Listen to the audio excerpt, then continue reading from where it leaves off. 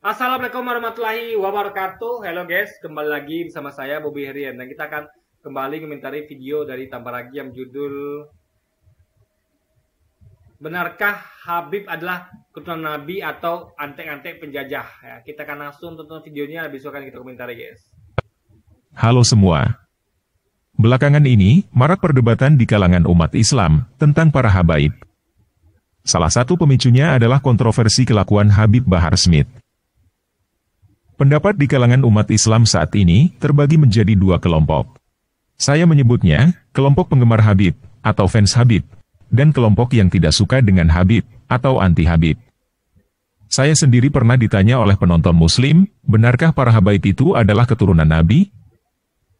Dan isu yang kencang beredar di kalangan Muslim sekarang ini adalah para habaib itu bukan hanya bukan keturunan Nabi, tetapi juga adalah antek-antek penjajah Belanda. Jadi, pada video ini kita akan membahas tentang dua hal. Apakah para habaib itu benar-benar adalah keturunan Nabi? Dan apakah benar para habaib itu adalah...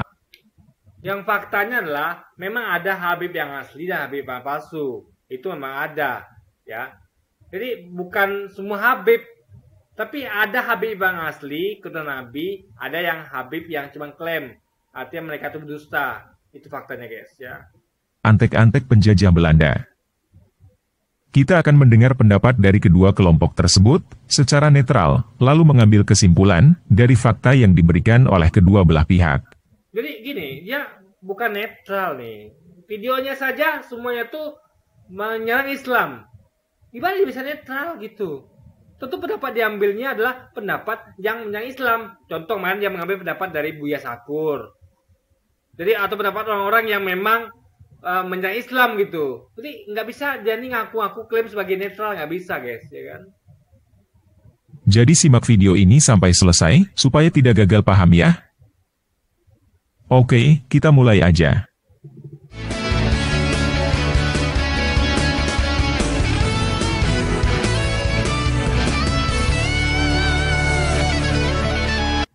Cari cuan guys, ini cuan. Jadi kirim cuan ya ke dia melalui Dana atau BRI ya. Cuan nih orang memang suka cari cuan gitu kan, dengan konten sampah-sampahnya guys, konten-kontennya sampah gitu kan. Nah, pertama kita dengar dulu pendapat dari kelompok anti Habib yang melontarkan tuduhan. Sumber yang akan kita baca berasal dari situs menaramadinah.com. Judulnya, mulai ramai menolak disebut Habib, diposting pada tanggal 30 Mei 2023. Oleh Rijalul Aswaja NU. Kini mulai banyak keturunan Nabi SAW, terutama dari jalur Wali Songo, yang menolak disebut Habib. Ini terjadi sejak pertama, diungkapkannya hasil penelitian KH Imaduddin Al-Bantani, yang menjelaskan bahwa keluarga Alawiyin tidak tersambung ke Nabi Muhammad SAW. Kedua, pernyataan tegas Nakobah Ansab Aulia Tis'ah, atau NAAT, yaitu lembaga pencatat nasab Wali Songo, bahwa Bahar bin Smith telah melakukan fitnah. Dan NAAT tidak memerlukan pengakuan nasab, sebagai keturunan Nabi Muhammad SAW dari Rabithah Alawiyah. NAAT punya catatan sendiri, yang lebih terjaga dan ilmiah. Sekarang, tambah banyak yang mencoba mengupas penelitian Kiai Imaduddin Al-Bantani, dengan penjelasan yang sangat sederhana, dan mudah dipahami. Dalam penelitian Kiai Imaduddin Al-Bantani, jadi Kiai Haji Imaduddin Al-Bantani sudah diajak debat oleh para pihak-pihak yang dituduhnya tidak merupakan keturunan Nabi itu. Dan apa terjadi? Dia tidak datang. Dia malah mengutus muridnya. Memalukan guys. Jadi secara logik dan secara etika, secara akal sehat kita tidak bisa percaya kepada Imaduddin Al-Bantani ini gitu. Karena udah dipasang debat tuh, ya kan? Oleh Kesultanan Banten. Tapi tidak datang beliau, malah mengutus murid-muridnya. Dan murid-muridnya pun keok, nggak bisa jawab. Ya, nggak nyambung jawabannya. Ketika dikonfrontir dengan debat dengan dari pihak yang mereka tuduh fitnah sebagai bukan dari keturunan Nabi itu guys. Jadi ini harus dipahami ya. Dan bisa itu biasa. Sisi pendapat ini biasa gitu, ya kan? Cuma masalahnya adalah pertanyaannya adalah kenapa Al-Bantani tidak datang dalam debat itu? Itu loh yang perlu ditanyakan. Apakah beliau takut? Kenapa mengutus muridnya? Dan murid-muridnya pun tidak mampu Malah yang ada muridnya nggak nyambung guys, dan bisa jawab dari debat yang jadi antara murid-muridnya dengan para pihak itu tuh adalah bukan keturunan Nabi itu guys. Nabi Muhammad SAW dari Rabithah Alawiyah. NAAT punya catatan sendiri yang lebih terjaga dan ilmiah. Sekarang, tambah banyak yang mencoba mengupas penelitian Kiai Imaduddin Al-Bantani dengan penjelasan yang sangat sederhana dan mudah dipahami. Dalam penelitian Kiai Imaduddin Al-Bantani, disebutkan bahwa silsilah yang diproduksi Rabithah Alawiyah berbeda dibandingkan dengan kitab-kitab silsilah lama yang ada sejak abad 5 Hijriah. Dalam silsilah Rabithah Alawiyah, terjadi penambahan orang yang diklaim sebagai keturunan Nabi SAW, padahal dulu tidak pernah ada. Namanya adalah Ubaidillah. Nama ini seolah-olah dicantolkan belakangan pada sekitar tahun 1800-an. Nama ini tidak dikenal dalam kitab-kitab silsilah lama. Dari Ubaidillah inilah turun generasi keluarga Alawiyah yang ada di Indonesia sekarang ini.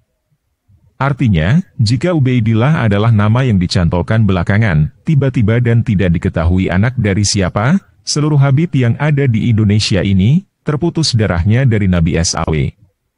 Mereka bukanlah keturunan Nabi Muhammad SAW. Di samping itu, tidak ada catatan mereka di Yaman, negara asal mereka. Rabithah Alawiyah itu hanya ada di Indonesia dan berdiri pada 1928. Di Yaman tidak ada. Hal ini menimbulkan keraguan, karena jika benar tersambung ke Nabi Muhammad SAW, harus ada catatannya dari lembaga di Yaman atau di Irak, karena Yaman itu berasal dari Irak.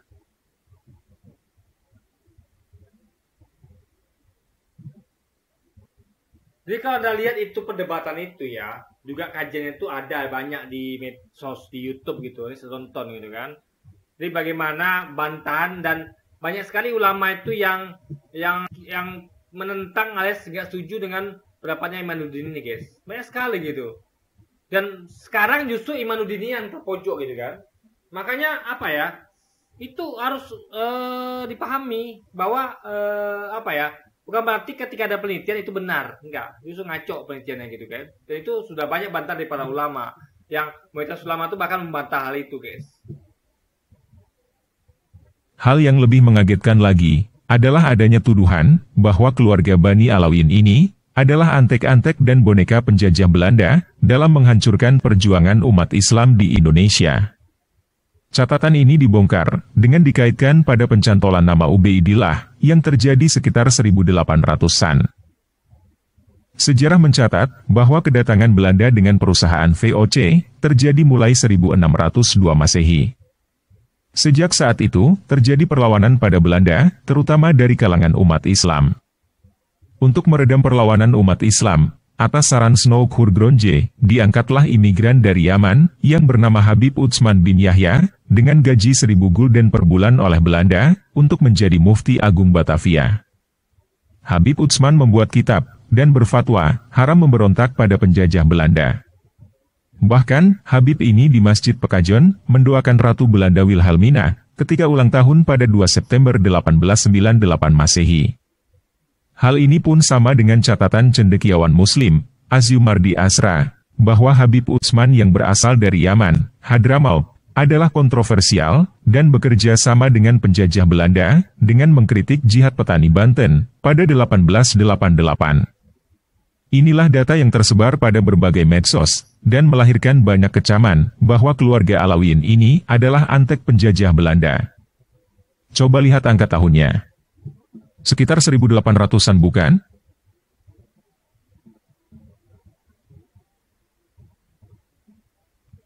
Jadi sejarah yang mengatakan Habib Utsman itu ya kerjasama dengan Belanda itu benar, ya benar.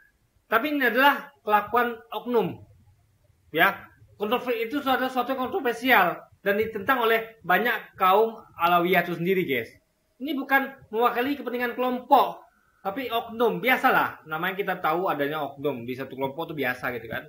Jadi jangan hanya kelakuan satu orang itu membuat buruknya orang lainnya. Sama kayak sekarang ini adanya namanya Habib yang mendukung pemerintah Jokowi. Itu kita nggak bisa mengambil bahwa dia tuh mewakili seluruh Habib, tidak. Itu hanya pendapat dia pribadi gitu.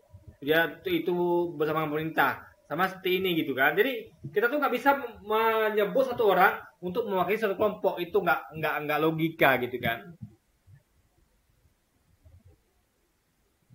Sama dengan perkiraan tahun pencantolan Ubaidillah di silsilah keturunan Nabi SAW bukan? Kembali ke soal penolakan NAAT untuk konfirmasi terhadap Rabithah Alawiyah. NAAT tidak memerlukan pengakuan Rabithah Alawiyah karena keturunan Wali Songo bukan dari keluarga Alawiyin. Mereka punya keluarga sendiri yang dicatat oleh banyak lembaga keluarga masing-masing. Malah NAAT itu punya catatan yang lebih lengkap, ketat, karena harus ada catatan dari negara asal mereka sebagai keturunan Nabi SAW. Misalnya, Maroko, Irak, Iran, Mesir, dan lain sebagainya. Kalaupun catatan itu tidak ada, mereka tidak takut untuk tes DNA. Dengan demikian, kita bisa paham mengapa sekarang mulai banyak yang menolak disebut Habib. Itu karena data silsilahnya diragukan dan tidak jelas sumbernya, serta sebutan Habib itu hanya klaim dari keluarga Alawiyin. Mereka yang bukan dari Ba'alawi lebih suka dipanggil Said, Saidah, Syarif, Syarifah. Bahkan ada juga yang hanya senang dipanggil Ustadz, karena merasa lebih dekat dengan masyarakat dan murid-muridnya.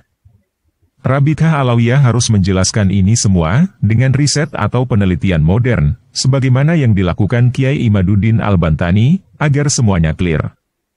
Kalau bisa, Jadi pencatatan dilakukan oleh kaum Alawiyah ini sangat detail, guys, ya.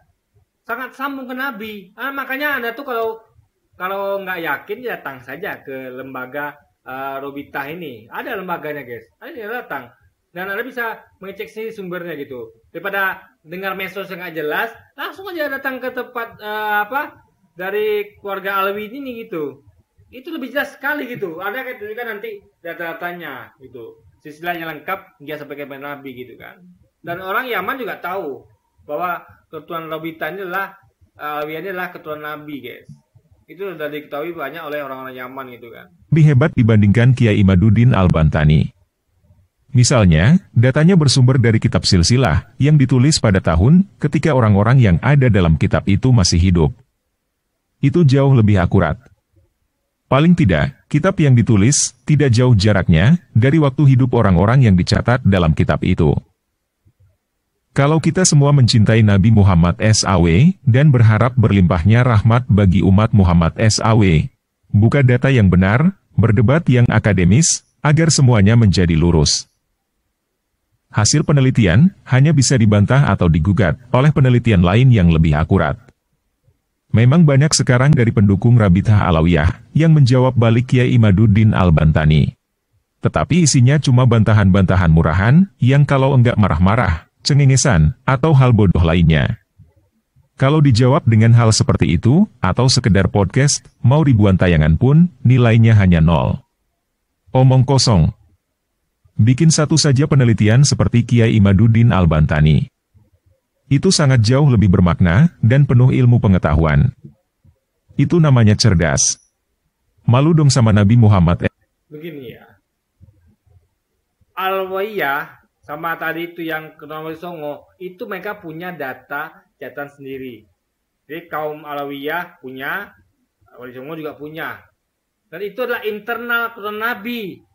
Kayak saya sebagai cucu dari siapa bisa gitu kan, nenek kakek cicit saya gitu kan, itu punya catatan lengkap sampai ke kakek cicit saya gitu, sampai ke generasi keberapa gitu kan. Itu internal namanya. Tiba-tiba ada pihak luar yang coba mencampuri seperti Imanuddin. Itu masalah di situ, guys. Ya. Kita percaya pada mana? Ini data dari internal, yaitu Alawiyin itu sendiri. Dibandingkan orang luar. Ya. Jadi yang melakukan penelitian itu adalah kita sendiri, internal, bukan orang luar. Dan sekali lagi ya, kalau misalnya terbukti bahwa Anda salah ya, Imanuddin ini salah, dia akan menerima konsekuensinya, karena telah memfitnah, gitu. Tapi kalau seorang Alawiyin yang merasa bahwa dia memang keturunan Nabi, bahkan kalau dia salah sekalipun ya, karena dia itu punya datanya juga, dia tidak menjadikan suatu hukuman gitu. Karena dia tidak menolak. Ya, masalah itu kan menolak gitu. Ya kan? Misalnya kita yakin bahwa kita adalah orang yang beriman, misalnya nih, kita orang yang bertakwa, kita yakin. Yang tahu siapa? Kita. Atau misalnya kita tahu bahwa kita nih, anggaplah kita nih keturunan dari kakek kita namanya ini misalnya gitu kan. Kita yakin, kita punya catatannya. Ditunjukkan oleh bapak ibu kita, kayak nenek kita. Kita yakin. Lalu ada orang yang dosanya yang mengasih data sebaliknya. Nah itu, kalau kita benar, kalau kita salah sekalipun, kita akan tetap tidak dimasalahkan gitu. Hanya dianggap sebagai khilaf gitu kan. Karena kita tuh tidak bermaksud untuk berbohong. Karena kita punya catatannya gitu. Tapi kalau mereka yang meneliti dan mengatakan bahwa kita adalah bukan keturunan dari si Anu, lalu mereka terbukti salah, mereka kena dosa. Karena mereka memfitnah gitu. Ya kan, ngerti nggak maksudnya? Kecuali kalau mereka itu bisa membuktikan dengan valid. Ingat ya, yang membuktikan itu adalah mereka, bukan orang dari internal. Ya, internal itu sudah punya catatannya. Yang membuktikan adalah pihak yang menuduh gitu guys. Kayak saya punya catatan lengkap tentang keluarga saya sehingga kepada kakek keberapa gitu. Lalu ada orang luar nuduh. Yang bisa membuktikan itu adalah orang luar itu. Dengan valid, gak bisa aja nuduh saja guys. Itu logikanya. Saya nggak perlu, karena saya adalah punya catatannya gitu kan. SAW, yang Fathonah, cerdas. Saya dukung penuh Rabitah Alawiyah untuk melakukan penelitian. Kalau tidak, penelitian Kiai Imaduddin Al-Bantani adalah kebenaran, sebelum ada penelitian lain yang menjatuhkannya. Begitu cara kerja ilmu pengetahuan. Buka dengan jujur, apalagi soal sejarah. Jika sejarah keluarga imigran Yaman, kerjasama dengan Belanda, akui saja. Tinggal kita bekerja sama di negara Indonesia yang telah merdeka. Masalahnya bukan itu ya. Masalahnya adalah Anda menuduh perbuatan satu orang yang kontroversial perbuatannya sama dengan Belanda tuh Anda menuduh bahwa semuanya Alawiyah begitu. Itu masalahnya gitu. Sama kayak Anda menuduh bahwa ada satu umat Islam itu melakukan kejahatan lalu menuduh menyamakan semua Islam. Itu masalahnya di situ. Itu loh. Ini. Kalau tidak dijelaskan, ini bakal menjadi bola liar, karena menganggap bahwa Wali Songo tidak punya keturunan. Padahal, keturunan Wali Songo itu menyembunyikan dirinya, supaya tidak ditangkap penjajah Belanda. Itulah salah satu alasan, kenapa keturunan Wali Songo yang juga keturunan Nabi SAW, tidak pernah koar-koar soal nasabnya. Mereka semuanya adalah pejuang, pemberontak, prajurit yang melawan penjajahan. Jangan sampai ada pikiran di masyarakat kita, bahwa ketika keturunan Wali Songo sedang berperang, keluarga Yaman malah enak-enak kerja sama dengan Belanda, untuk meredam perjuangan keturunan Wali Songo. Itu sangat berbahaya. Satu lagi yang mesti dicatat. Jangan takut tes DNA, untuk meyakinkan nasab, kalau memang keturunan Nabi SAW. Reporter Najwa Shihab, anak dari Quraisy Shihab, berani untuk melakukan tes DNA. Hasilnya, mengagetkan. Hasil dari tes DNA menunjukkan bahwa komposisi DNA Najwa Shihab, jangankan mendekati DNA Nabi Muhammad SAW. Dekat ke gen Arab saja tidak. Hanya 3,48% untuk Middle Eastern. Malah, komposisi Najwa Shihab lebih dekat ke gen India. 48,54% untuk South Asian. Itu yang ada di Kompas.com. Hasil ilmu pengetahuan. Baik Najwa Shihab, maupun ayahnya, Quraisy Shihab, tenang-tenang saja. Tidak ada masalah. Dari dulu juga tidak mau disebut Habib. Biasa saja. Mereka... Gini ya, kita ngomong tentang masalah gen. Misalnya gini ya. Saya punya anak laki-laki perempuan. Ya. Nah, yang perempuan nikah dengan laki-laki dengan keturunan Cina misalnya. Saya pribumi kan. Lalu punya anak misalnya dari negara Eropa, ya, anak perempuan juga. Tapi anaknya atau cucu saya dari anak saya perempuan dan perempuan lain dan cucu saya perempuan itu adalah tetap keturunan saya. Itu masalahnya, ya. Gennya mungkin bukan lagi gen pribumi, udah campur gen karena bapaknya adalah orang Cina misalnya, atau bapaknya orang Eropa. Jadi itu kan membuktikan dusu gitu, ya kan? Bukan begitu metodologinya. Makanya kalau untuk masalah keturunan itu dia dari sisi lah, kecuali langsung. Misalnya untuk menentukan apakah itu anak saya apa tidak. Itu baru pakai gen ya untuk hubungan langsung ayah dan anak. Tapi kalau sudah jauh, yang sudah keturunan itu nikah beda suku, itu sudah nggak bisa pakai tes gen, harusnya logikanya gitu kan. Mereka adalah orang-orang cerdas yang terbuka pikirannya. Saya sangat menghormati Quraisy Shihab karena ceramahnya padat ilmu dan menulis tafsir Al-Misbah. Tak akan berkurang rasa hormat saya dan para penuntut ilmu kepada Quraisy Shihab hanya karena hasil tes DNA. Demikian pula para pengagum, pengikut, pendukung, atau umat Habib Lutfi bin Yahya, Habib Hussein Baagil, Habib Zain Assegaf, Habib Jindan, Habib Hussein Jafar, dan Habib-Habib lainnya, tidak akan berkurang rasa hormat mereka. Ini saja dia tidak menghormati itu, ya kan? Jadi gini guys ya, kita tuh nggak boleh menuduh ya. Makanya kita tuh lebih baik kalau kita tidak tahu ya, kita harus berprasangka baik gitu. Jangan prasangka buruk gitu. Sebelum ditemukan bukti yang dikemukakan oleh pihak penuduh, baru kita sebelum temukan bukti ya kita nggak bisa keluar-keluar gitu kan. Nah, jadi poinnya adalah yang harus membuktikan adalah pihak nuduh gitu. Kalau sebenarnya pihak nuduh itu kan punya catatan historisnya gitu kan. Rasa hormat itu berasal dari manfaat yang dirasakan, ilmu yang bertambah, masalah yang terpecahkan, ketentraman dan ketenangan yang terasa, keamanan yang terjamin agar NKRI tetap utuh, kehidupan yang harmonis, dan lain sebagainya.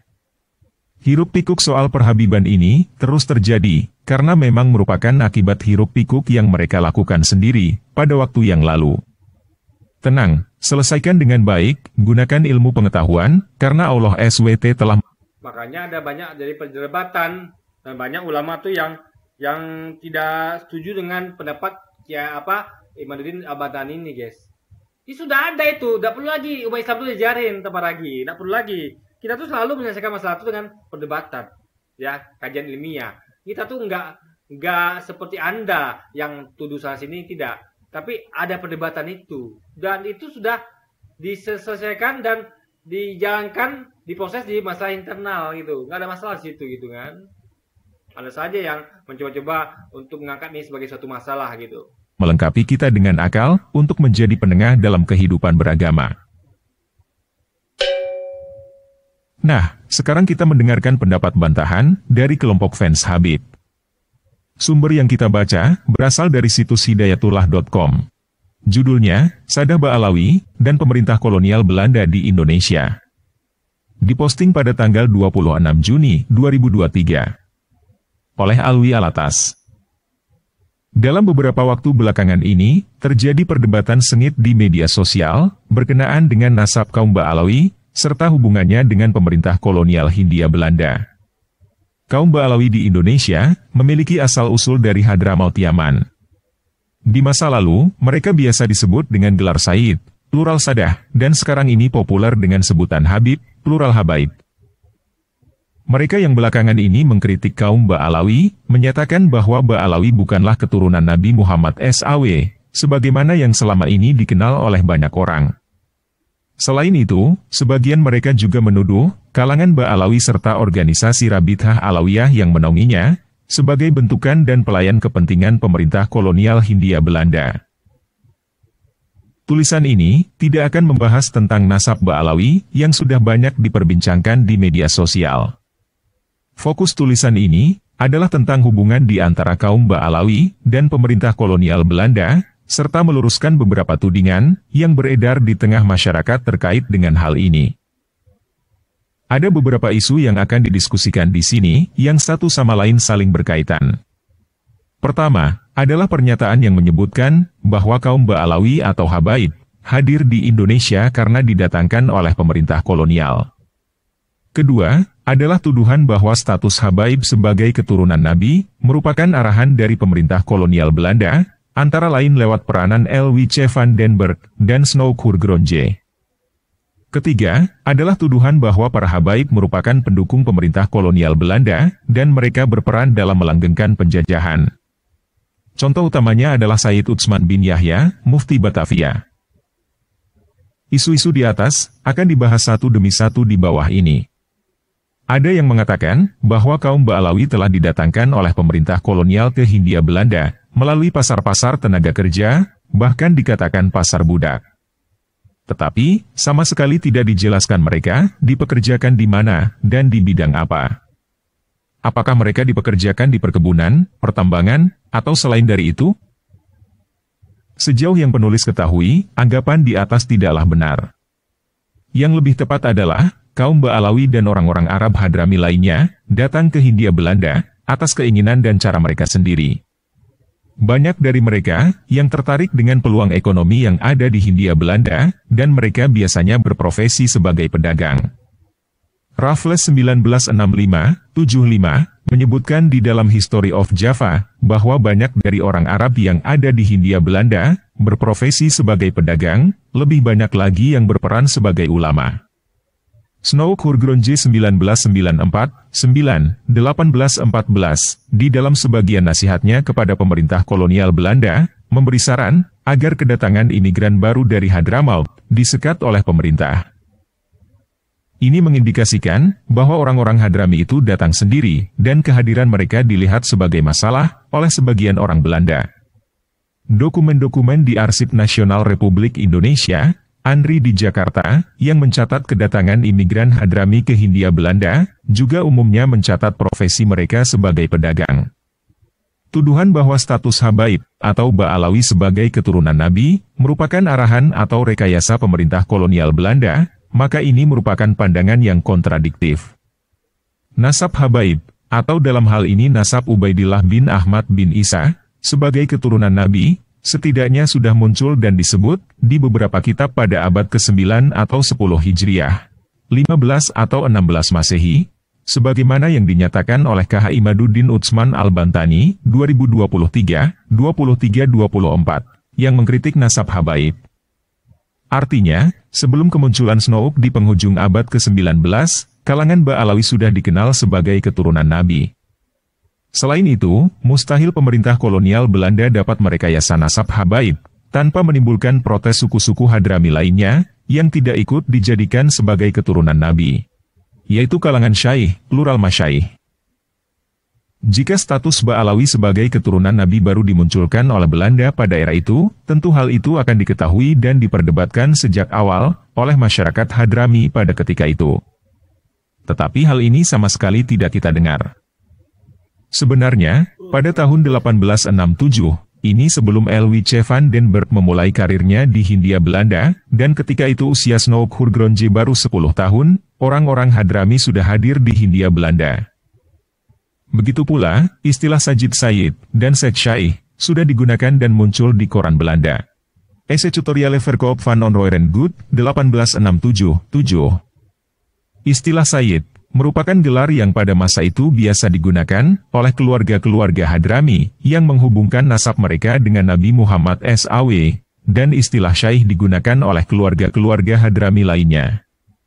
Selain itu, jika ada akademisi yang melakukan penelitian di Arsip Nasional RI di Jakarta, untuk periode awal abad ke-20, maka ia akan dengan mudah menemukan nama-nama Ba'alawi pada entry Said, dan nama-nama Hadrami lainnya pada entry Syaikh di dalam. Misalnya, Gulungan Kelapa Bogor. Artinya, hal itu merupakan status sosial yang sudah dikenal luas di tengah masyarakat Hadrami pada masa itu, dan pemerintah kolonial hanya mencatatnya saja. Memang, pada pertengahan tahun 1910-an dan dekade-dekade berikutnya, terjadi konflik dan perpecahan serius di antara kaum Ba'alawi dan Masyaikh, yang mana kedua belah pihak kini sudah kembali berhubungan baik. Tidak dapat dipungkiri bahwa konflik yang terjadi ketika itu memiliki akar permasalahan yang sama dengan konflik yang terjadi belakangan ini, yaitu berkenaan dengan stratifikasi sosial dan ketidaksetaraan status sosial keagamaan. Terlepas dari itu, pada dekade-dekade 1910-an hingga 1930-an, tidak berkembang tuduhan terhadap Sadah Ba'alawi bahwa mereka adalah agen pemerintah kolonial Belanda.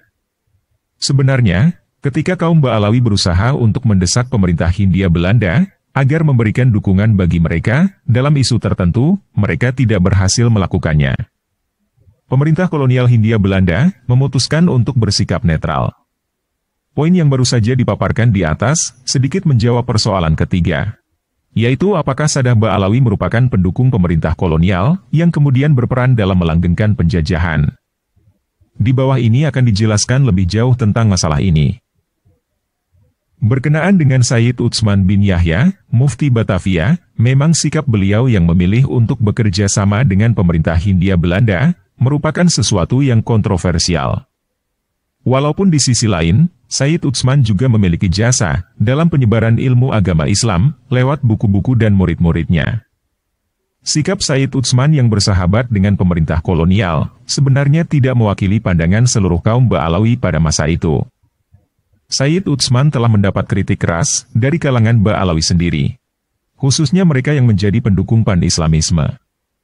Tersebarnya gagasan pan-Islamisme di akhir abad ke-19 telah membuat hubungan di antara sebagian Saddah Ba'alawi serta masyaikh dengan pemerintah kolonial Belanda menjadi cenderung berseberangan. Orang-orang Belanda sendiri umumnya memiliki prasangka buruk dan ketidaksukaan terhadap orang-orang Arab. K. Steenbrink, 1989-19, di dalam kata pengantar buku Van den Berg, Hadramaut dan Koloni Arab di Nusantara, menuliskan betapa banyak orang Eropa takut berlebih-lebihan terhadap semua orang yang memakai surban atau yang melaksanakan dengan taat ibadah agamanya. Rasa takut ini sering dipupuk oleh tulisan kuasi ilmiah dalam surat kabar dan majalah populer. Rasa takut ini kadang dimanfaatkan oleh pejabat lokal tertentu dengan melemparkan tuduhan fanatisme beragama kepada orang Arab tertentu yang tidak disukainya agar ia diusir. Laporan tahunan pemerintah kolonial, Colonial Verslag, pada tahun 1882 juga pernah melaporkan rencana pemberontakan di Palembang dengan bantuan seluruh masyarakat Arab di tempat itu. Tetapi hal ini tidak pernah terbukti. Steenbrink, 1989-17. Pada akhir abad ke-19, orang-orang Arab pan-Islamis sering menyerang pemerintah kolonial Belanda lewat tulisan-tulisan mereka di media-media Timur Tengah.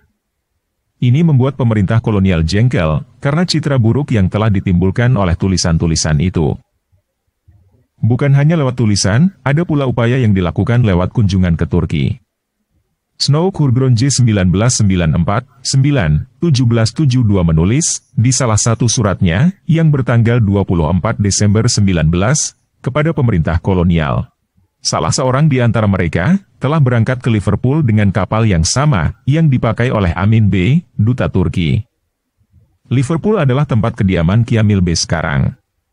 Dari sana orang itu terus ke Konstantinopel, di mana ia akan berusaha sekuat-kuatnya untuk membenarkan pendapat-pendapat yang tidak baik tentang pemerintahan Hindia Belanda di kalangan orang-orang yang berpengaruh di Konstantinopel. Kehadiran orang tersebut di Konstantinopel pantas dianjurkan agar diketahui oleh duta Belanda di sana. Orang itu bernama Said Taha Al-Haddad.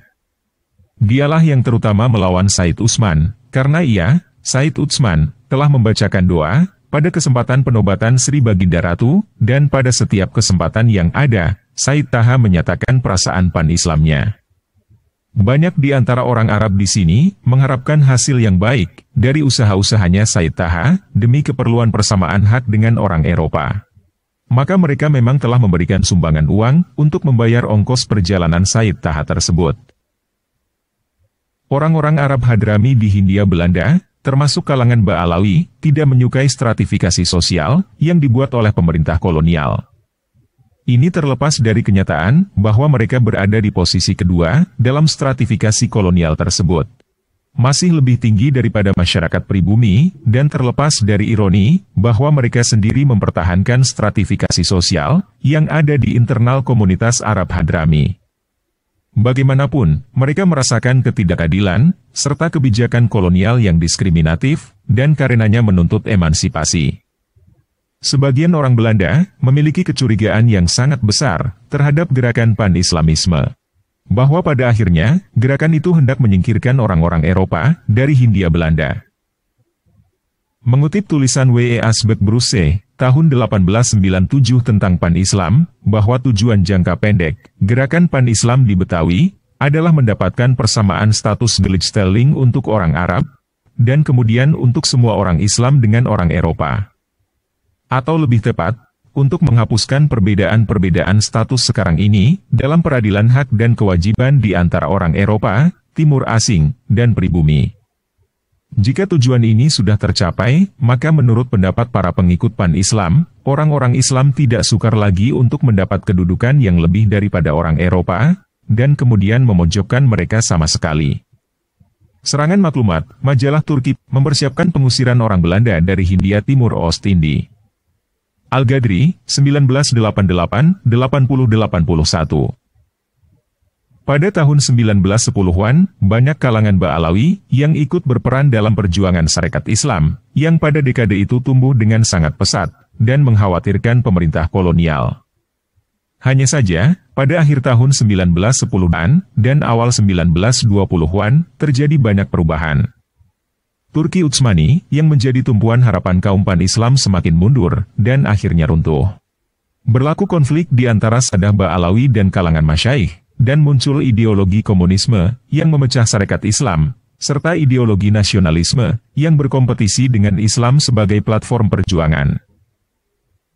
Pada masa-masa berikutnya, Sadah Ba'alawi sepenuhnya beralih ke perjuangan sosial keagamaan dan tidak lagi bersentuhan dengan politik. Demikianlah keadaannya ketika Rabithah Alawiyah didirikan pada tahun 1928, sehingga aktivitas mereka dapat dikatakan sunyi dari hiruk-pikuk pergerakan kemerdekaan. Kendati demikian, Sadah Ba'alawi berbaur dengan masyarakat lokal lewat kegiatan-kegiatan keagamaan. Misalnya lewat perayaan Maulid yang dipimpin oleh Habib Ali bin Abdul Rahman Al-Habsyi. Kegiatan ini diselenggarakan oleh Rabithah Alawiyah setiap tahunnya di Batavia dan dihadiri oleh ribuan orang dari berbagai kota. Alatas, 2021-81. Adapun di bidang pergerakan kemerdekaan, sekumpulan anak muda Hadrami dari kalangan masyaikh dan sayyid membentuk Persatuan atau Partai Arab Indonesia, PAI. Lewat lembaga ini, mereka bergabung dengan organisasi pergerakan lainnya dalam memperjuangkan kemerdekaan Indonesia. Secara perorangan, sebagian Ba'alawi ikut melibatkan diri dalam perjuangan mencapai dan mempertahankan kemerdekaan. Bahkan ada sekumpulan orang Arab yang dipimpin oleh Muhammad Asad bin Syahab mendirikan sebuah kantor berita Arab, Arabian Press Board atau APB, di awal kemerdekaan Indonesia. Atau tepatnya pada 2 September 1945. Salam, 1986-89. Dalam pemberitaannya, APB menunjukkan keberpihakan kepada pemerintah RI. Dan karenanya, kantor APB pernah digerebek, dan dokumen-dokumennya disita oleh militer Belanda di era revolusi. Penjelasan tentang APB pernah penulis sampaikan, Alatas 2020, di media online Hidayatullah. Lihat orang-orang Arab Indonesia dalam arus pergerakan nasional dan kemerdekaan. Penulis juga mengetahui bahwa ada dari kalangan Ba'alawi yang menyertai Perang Kemerdekaan dan kemudian terdaftar sebagai veteran pejuang kemerdekaan Republik Indonesia. Tentu saja, ini tidak bermakna bahwa kalangan Ba'alawi selalunya baik. Dari kalangan ini banyak bermunculan ulama besar dan orang-orang soleh. Tetapi ada juga Ba'alawi yang terlibat dalam hal-hal yang tidak baik. Mereka manusia yang tidak maksum. Karenanya, penting bagi kalangan Ba'alawi, atau siapapun dari kaum muslimin, untuk selalu memperbaiki diri, dan tidak memandang diri mereka lebih tinggi dari yang lainnya. Selain itu, sebaiknya dihindari sikap mengungkit, dan membesar-besarkan nasab. Masyarakat pada dasarnya tidak suka dibeda-bedakan. Kejarlah ilmu, indahkanlah adab, dan perbanyaklah amal soleh. Insya Allah, rasa segan dan cinta akan datang dengan sendirinya. Begini ya. Nasab itulah suatu penghargaan, penghormatan. Kalau kita nggak tahu orang putu atau kita punya nasab siapa, ya itu berarti ada sesuatu yang nggak lengkap. Anda bayangkan ya. Contohnya keturunan dari siapa ya misalnya ya? Anak dari pahlawan revolusi Ahmad Yani. Itu kan mereka semua itu adalah orang-orang yang harus kita hormati karena mereka adalah keturunan dari ayah mereka yang telah berjuang untuk negeri ini gitu. Itu masalahnya guys. Nasab itu gitu penting. Apalagi nggak penting, bagi kita itu penting. Kita harus menghargai perjuangan nenek moyang atau kakek moyang mereka dalam banyak hal gitu. Apalagi ini adalah keturunan Nabi gitu. Jadi nggak ngerti tentang nasab. Ya, nasab itu sangat penting dalam Islam, sangat penting sekali. Untuk dengan nasab kita tahu bahwa ternyata kita tuh misalnya nasab kita orang baik nih atau orang tokoh penting. Artinya kita tuh sedang ketika kita tahu dan orang tahu, berarti kita tuh sedang diajar untuk bertanggung jawab. Karena kita bertanggung jawab terhadap nasab kita. Masa iya dong kakek kita Nabi Muhammad, tapi kitanya adalah kelakuannya jauh dari Nabi. Kan kita yang malu. Kita mengetahui malu, orang yang mengetahui juga menertawakan. Lihat tuh, nasabnya sampai ke Nabi tapi kelakuannya begitu. Itu adalah semacam kebaikan jadinya. Kita kan menjadi orang yang bertanggung jawab, mempertanggungjawabkan nasab kita. Itu pentingnya nasab, guys. Yang dia begitu beragi.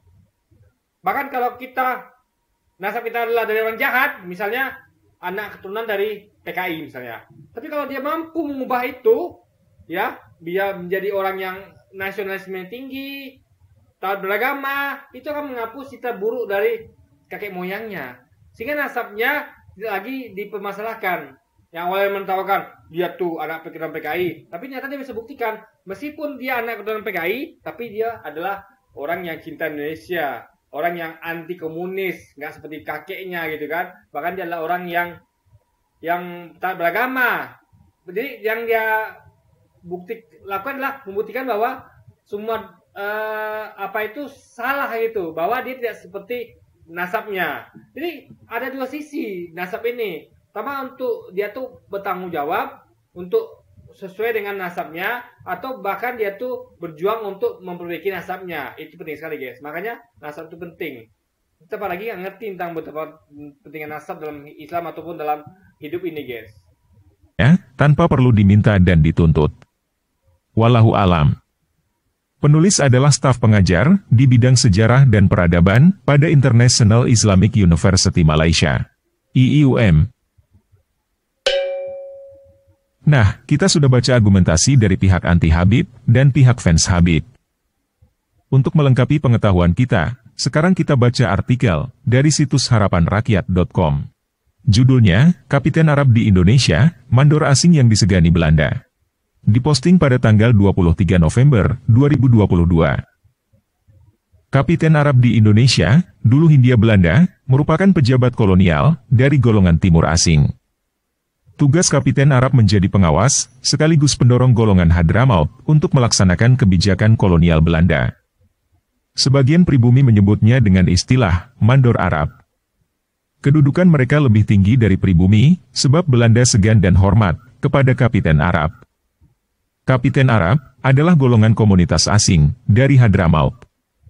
Pemerintah kolonial Belanda mengangkat mereka menjadi seorang mandor. Tugasnya memeriksa dan menjaga hubungan sosial masyarakat pribumi dengan komunitas Arab agar selalu baik. Selain itu, pemerintah kolonial juga mengangkat Kapiten Arab untuk menjaga hubungan mereka tetap baik dengan orang-orang Eropa.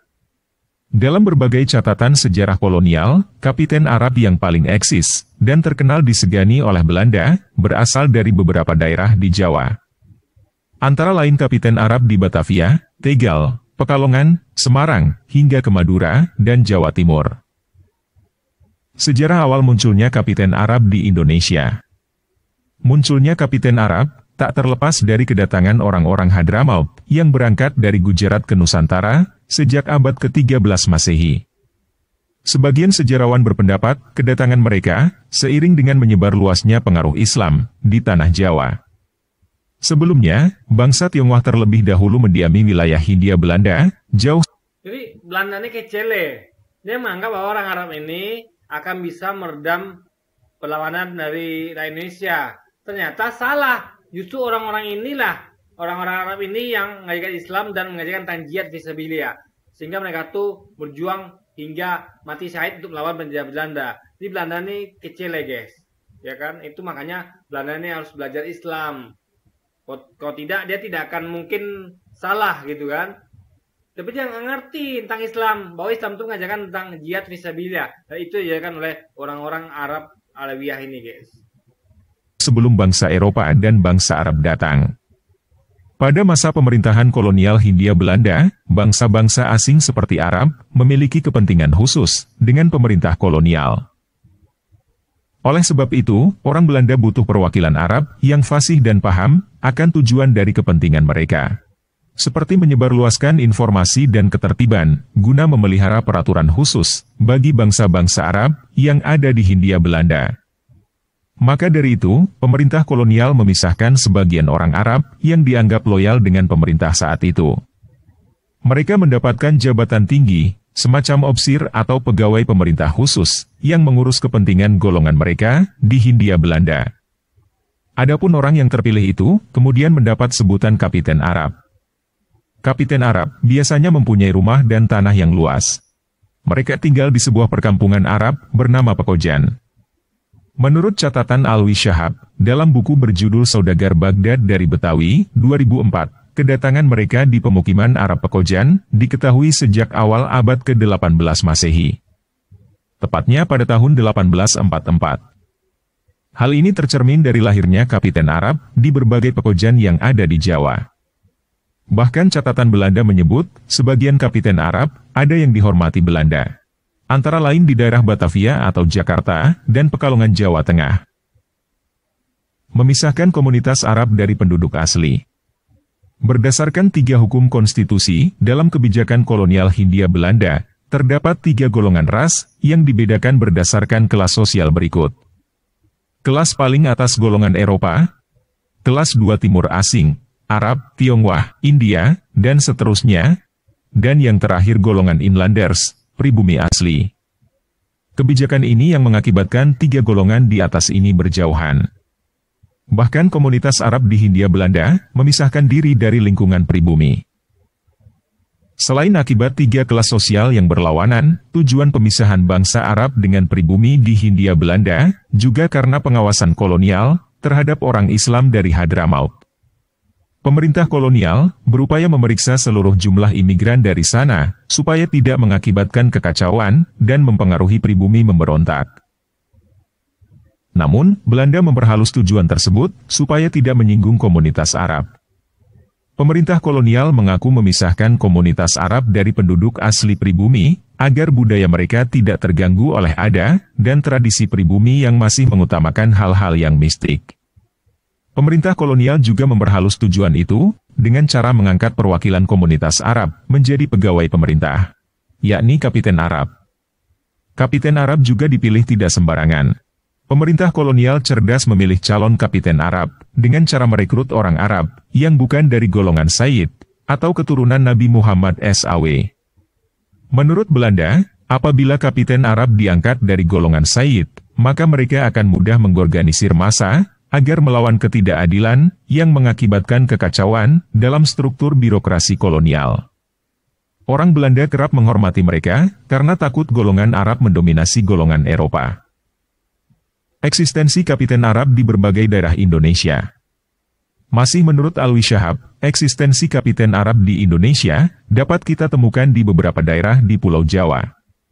Kapiten Arab di Indonesia saat itu tersebar di Batavia, Tegal, Pekalongan, Semarang, Surabaya, Gresik, Surakarta, Pasuruan, Bangil, Sumeneb, Lumajang, Besuki, dan Banyuwangi. Pemerintah kolonial Belanda menghormati hampir seluruh kapiten Arab yang ada di daerah tersebut. Mereka seperti raja di tanah orang asing. Sebab kasta orang Arab juga lebih tinggi daripada pribumi. Eksistensi kejayaan Kapiten Arab meningkat tatkala Belanda berhasil memerintah negeri jajahan selama 350 tahun. Namun seiring dengan berkembangnya zaman dan menjelang Perang Dunia Kedua, 1942-1945, eksistensi Kapiten Arab di berbagai daerah itu pun melemah. Selain karena Hindia Belanda mengalami kebangkrutan, melemahnya profesi sebagai Kapiten Arab juga terjadi akibat generasi mereka sudah banyak yang tercampur. Salah satunya generasi Arab yang berstatus peranakan atau mualat. Kedudukan mereka kurang diterima sebagai pemimpin. Sementara golongan Arab yang asli hampir hilang dan tidak ada sama sekali. Oleh sebab itu, hingga hari ini, golongan Arab yang dahulu pernah berjaya menjabat sebagai Kapiten Arab sudah hilang dan menjadi golongan Arab campuran, yaitu Ulaiti. Nah, kita sudah membaca informasi dari sumber ketiga. Sebelum saya masuk kepada kesimpulan, saya ingin mengajak kita semua untuk tidak menelan mentah-mentah semua informasi yang barusan kita baca. Karena ketiganya mempunyai bias masing-masing dan bisa salah. Contohnya, dari artikel Harapan Rakyat, dikatakan bahwa Belanda tidak memilih orang Arab yang keturunan Muhammad. Ini tidak benar.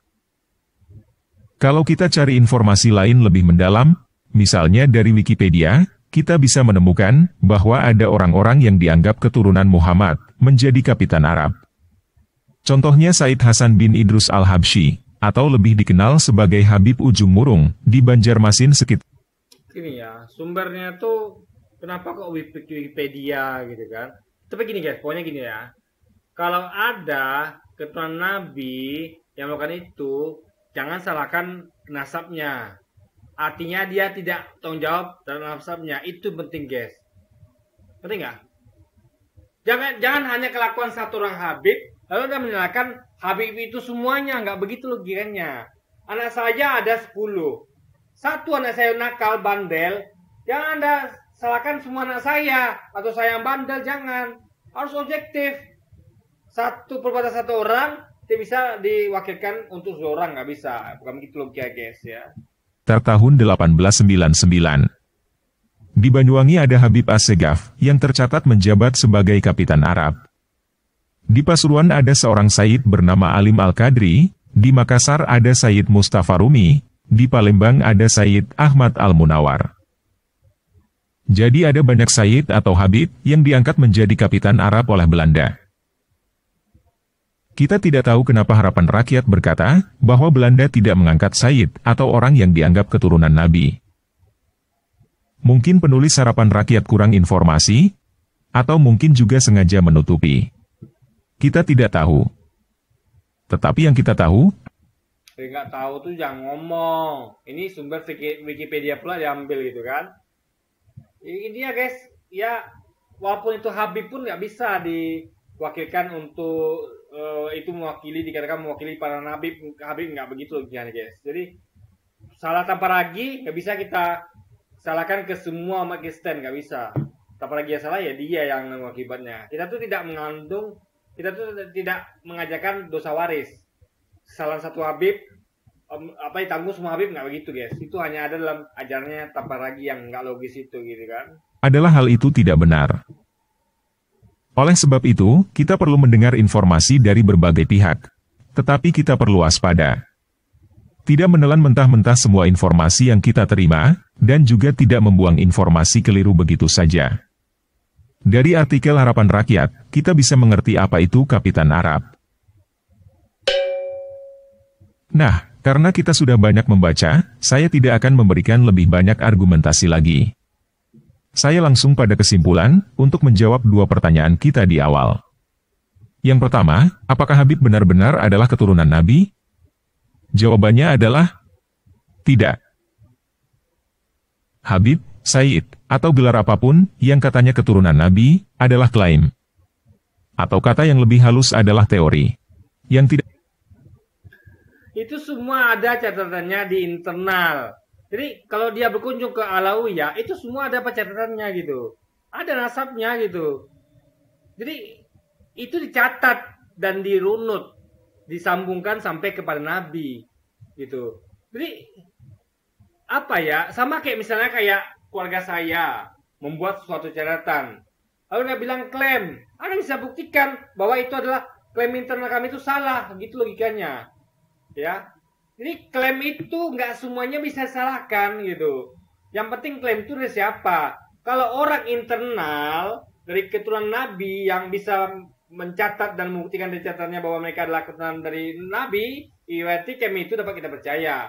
Tapi klaim dari tanpa ragi, yang orang luar ini, orang Kristen yang ngerti apa-apa tentang nasab, pentingnya nasab bahkan Islam, itu klaim yang tidak dapat kita percaya. Itu kita seperti itu guys. Anda lebih percaya klaim dari internal yang mencatat nasab dari Nabi sampai kepada Nabi, atau klaim dari orang Kristen yang nggak ngerti bahkan tentang pentingnya nasab dalam Islam? Anda lebih percaya mana? Saya lebih percaya kepada internal dari Alawiyah sendiri gitu guys. lebih jelas gitu kan. Tidak bisa dibuktikan kebenarannya. Bahkan bukti-bukti yang ada menunjukkan bahwa klaim atau teori itu salah. Wajib Bukti yang mana gitu kan. Guys, bukti itu adalah suatu yang lebih meyakinkan, itu adalah catatan dari internal itu sendiri. Itu bukti yang paling kuat gitu. Di luarnya itu hanyalah klaim, ya. Klaim yang tidak valid. Kenapa? Karena tidak internal. Mereka tuh punya kepentingan apa sih? Kalau internal kan punya kepentingan sendiri untuk bahwa mereka tuh adalah punya tanggung jawab bahwa mereka tuh terbukti merupakan nasab dari keturunan Nabi, guys. bila ada sebagian orang yang bersikukuh mempertahankan klaim Habib adalah keturunan Nabi. Mungkin mereka mendapatkan manfaat seperti Habib Bahar Smith yang dicium kakinya karena dia dianggap keturunan Nabi. Oh, salah besar dia. Justru beban bagi seorang Habib itu berat. Berat sekali. Anda bayangkan ya, Habib Bahar ini tantang orang, kalau dia kabur, malulah dia. Kayak mana nih tantang siapa itu? Dari Laskar Manguni. Dia jawab balik, kenapa? Karena dia adalah Nabi. Tanggung besar, walaupun nyawa taruhannya. Ini bukannya enak jadi Habib itu nggak enak. Saya kalau bayangkan jadi Habib ya, oh hidup saya bakalan punya beban yang besar. Jadi lebih enak kita tuh jadi orang biasa gitu. Karena di Habib tuh nyawanya pasti terancam, bebannya berat, dia tidak boleh membuat kesalahan. Kenapa? Karena dia membuat kesalahan itu akan diketahui orang. Karena dia adalah keturunan Nabi. Makanya itu ada tuh yang Habib-Habib yang ngaku-ngaku Habib itu diketawain karena kelakuannya. Jadi kalau Anda lurus, Anda akan dihargai sebagai Habib. Tapi kalau Anda bengkok, Anda akan diketawakan. Makanya berat sebagai Habib itu biasanya gampang. Itu yang dipahami oleh tanpa lagi akan pentingnya nasab itu gitu kan. Dari segi beban dan tanggung jawabnya, guys. Bahar Smith pasti mempertahankan diri sebagai keturunan Nabi, karena dia tetap ingin mendapatkan manfaat itu.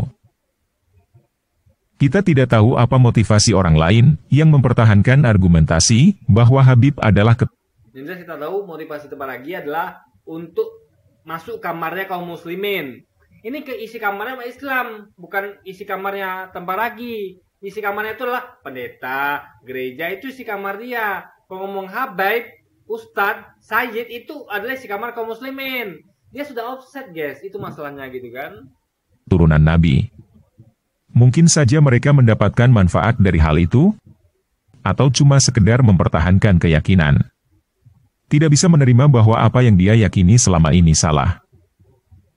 Tetapi kalau kita mau jujur, bisa menerima segala kenyataan pahit. Ya, kalau kita mau jujur, kita harus bandingkan. Anda lebih percaya dengan data internal dari yang pegang nasab keturunan Nabi atau dari klaim dari tanpa lagi yang bukan siapa-siapa gitu. Hanya seorang Kristen yang coba-coba untuk menyerang Islam gitu, guys. Anda lebih percaya mana gitu kan? Yang ada, berdasarkan bukti-bukti yang ada, Habib bukan keturunan Nabi.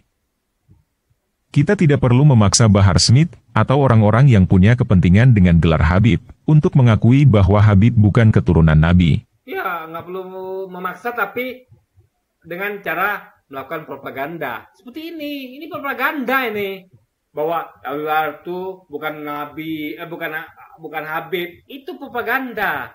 Bagi dia yang penting propagandanya disebarluaskan, itu penting gitu. Karena juga memaksa nggak bisa, karena dia dia ini hanya warga biasa gitu, nggak punya hak dia untuk maksa. Bahkan untuk ngomong aja nggak punya, guys. Karena ini bukan isi kamarnya dia. Ini adalah urusan dari kaum muslimin gitu kan. Karena mereka tidak akan mau mengakuinya, walaupun mereka tahu bahwa Habib bukan keturunan Nabi. Jadi, kita tidak perlu memaksa semua orang supaya setuju bahwa Habib bukan keturunan. Iya, tapi kita perlu melakukan propaganda. Itu yang ada dalam otaknya, pikirannya tanpa lagi gitu kan. Propaganda untuk mengatakan bahwa itu bukan Habib. Gitu loh. Nabi. Yang perlu kita lakukan hanya memberikan edukasi bahwa sebenarnya Habib bukan edukasi atau propaganda gitu kan. Itu masalahnya. Ini bukan edukasi, ini propaganda, guys. Keturunan Nabi. Nah, pertanyaan berikutnya, apakah Habib adalah antek-antek Belanda? Sebelum menjawab pertanyaan ini, saya berharap teman-teman buang dulu pola pikir buta warna. Buang dulu pola pikir hitam putih, yang cuma ada jawaban iya atau tidak. Sebuah gelas yang setengah penuh, bisa dikatakan setengah kosong. Jangan paksakan gelas yang setengah penuh, harus berarti penuh atau kosong. Apakah ada Habib, atau orang-orang yang dianggap keturunan Nabi, menjadi antek-antek Belanda? Jawabannya adalah iya. Ada. Bahkan banyak. Apakah semua Habib? Bukan banyak. Hanya segelintir orang. Ini fitnah dan nih guys, ya kan? Adalah antek-antek Belanda? Jawabannya adalah tidak. Kita tidak bisa menggeneralisir, karena ada banyak Habib yang jadi antek Belanda, berarti semua Habib adalah antek Belanda. Kita juga tidak bisa menggeneralisir, karena ada Habib-Habib yang tidak jadi antek Belanda, berarti Habib bukan antek Belanda. Lebih baik kita... Jadi ini adalah taktik triksi Belanda untuk mencah belah kita. Bukan salah kita, Belanda yang salah.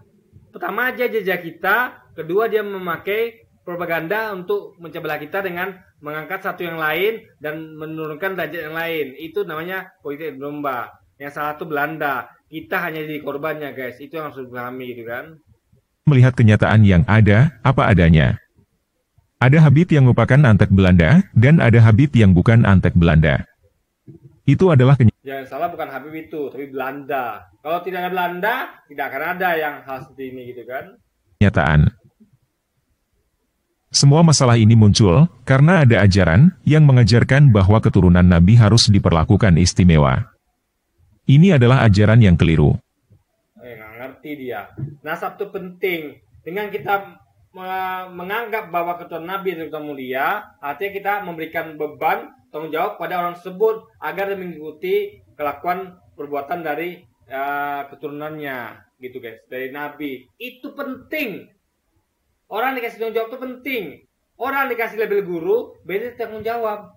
Cuma kalau kita nggak menghargai orang sebagai guru, dia akan berpikir, aduh aku aja nggak dihargai sebagai guru, ngapain aku bersikap seperti guru gitu kan? Aduh orang lain tidak menghargai aku sebagai keturunan Nabi, ngapain aku bersikap sebagai keturunan Nabi? Itu masalah guys. Makanya penghargaan pada satu penting. Anaknya Quraish Shihab itu akan menjaga nama baik bapaknya, yaitu Quraish Shihab. Kalau dia tidak kita hargai sebagai anaknya Quraish Shihab, dia tidak akan mau menjaga nasabnya. Ngapain orang yang menghargai saya, nasab saya gitu kan? Nah, itulah pentingnya penghargaan pada nasab. Itu yang tidak mengerti oleh Tambaragi gitu kan. Yang benar adalah, kita harus memperlakukan semua orang istimewa. Entah keturunan Nabi, keturunan Arab, keturunan China, bahkan keturunan penjahat, kita harus memperlakukan orang sebagai orang. Salah besar. Masa orang jahat kita perlakukan dengan istimewa? Kan ngawur logikanya guys. Orang jahat ya kita lakukan dengan sesuai kejahatannya. Kita bawa ke pengadilan guys. Itu berarti bukan diistimewakan, tapi dihukum. Itu logika berpikirnya kan. Kita tidak bisa menggeneralisir suatu kelompok. Kita tuh ada namanya reward and punishment. Orang baik dikasih reward, orang jahat dikasih hukuman. Itu logika berpikirnya. Tertentu, karena apa yang dilakukan oleh sebagian orang di dalam kelompok itu.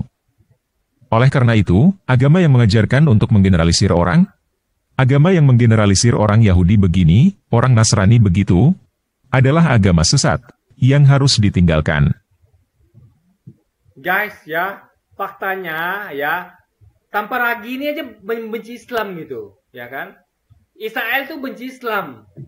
Itu fakta. Bukan generalisir gitu. Memang begitu. Orang ini gak suka dengan Islam. Ini buktinya Tambaragi. Propaganda terus gitu kan? Propaganda terus. Ini sekali lagi guys ya. Quran kesampaian itu sudahlah peringatan bagi kita. Itulah fakta nyata. Itu. Oke, sekian video kali ini. Yesus Kristus. Oke, jadi buktinya Tambaragi ya. Buktinya adalah Zionis Israel. Itu bukti bahwa Yahudi dan Kristen itu gak suka dengan Islam. Dan memberikan propaganda agar kita tuh keluar dari Islam. Oke, jadi mungkin sekian dulu aja video kita kali ini. Dan sampai jumpa lagi di video-video selanjutnya. Dan wassalamualaikum warahmatullahi wabarakatuh guys.